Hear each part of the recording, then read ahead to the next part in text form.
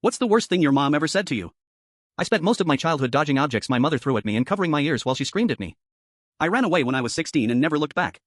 I slept on friends' couches, worked at a diner, got my GED at the library and figured anything was better than living with her. And it was back when I was little. She told me I ruined her body and her life in the same sentence like it was just a fact. She called me stupid, ugly, worthless, ungrateful. She told me no one would ever love me because I was impossible to love. She brought men home who looked at me in ways that made my skin crawl. And when I told her I was scared, she said I was being dramatic, so I left. I was 17 when I met Daniel. He was buzzing tables at the diner and I was waitressing. He had these big brown eyes and this goofy smile and he made me laugh for the first time and I don't know how long. Our first conversation, he said, I'm Daniel. I'm a recovering addict. I have $7 in my bank account and I think you're the most beautiful person I've ever seen. I figured I'd lead with the bad stuff so you know what you're getting in. I told him I grew up with a mother who made me feel worthless. Every day of my life, he nodded and said, cool, so we're both disasters. Wanna split a grilled cheese after our shift? That was it. That was how it started.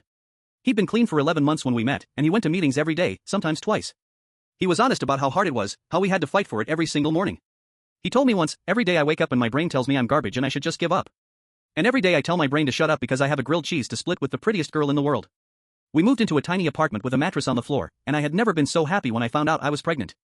I was terrified because we were 18, broke and still figuring out how to be people. But Daniel grabbed my hands and said, we're gonna be the parents we never had. This kid is gonna know every single day that they're loved. We're gonna break the cycle. We started planning the wedding and it was nothing big, just the courthouse and dinner somewhere nice. He was going to wear his one good shirt and I found a white dress at a thrift store for $12. 2 weeks before the wedding, Daniel relapsed after 14 months clean. I don't know what triggered it. He was dead before I even knew he'd used because whatever he took was laced with something that killed him instantly. I had to identify his body while I was 5 months pregnant. I was 18 years old, completely alone, and the only person who ever made me feel like I deserved to be alive was gone. I gave birth 3 months later to a baby boy. I named him Daniel. He had his father's eyes. And when he looked at me, I swear he saw me the way his dad used to. I was still drowning in grief, but I loved that baby more than I ever knew I could love anything. And I promised him over and over that he would always know he was wanted. Then one morning I woke up and he wasn't breathing. He was 9 weeks old.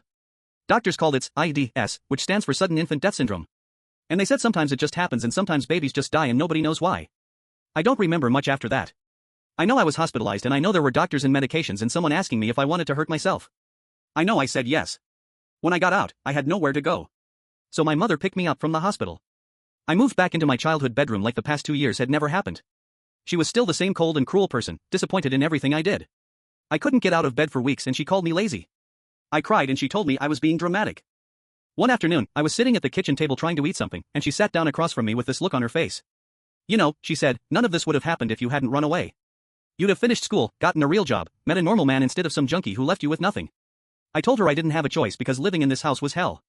She laughed, oh, right, I forgot I'm the worst mother ever. She leaned forward, but at least I kept my child alive. Who's the worst mom now? I couldn't move. I couldn't breathe. She got up and walked away like she hadn't just said the worst thing anyone has ever said to me in my entire life. I'm still living here and I'm saving money from the diner, trying to get enough for first and last month's rent somewhere far away. Some nights I dream about Daniel and he tells me we're gonna break the cycle. I'm still trying to believe him.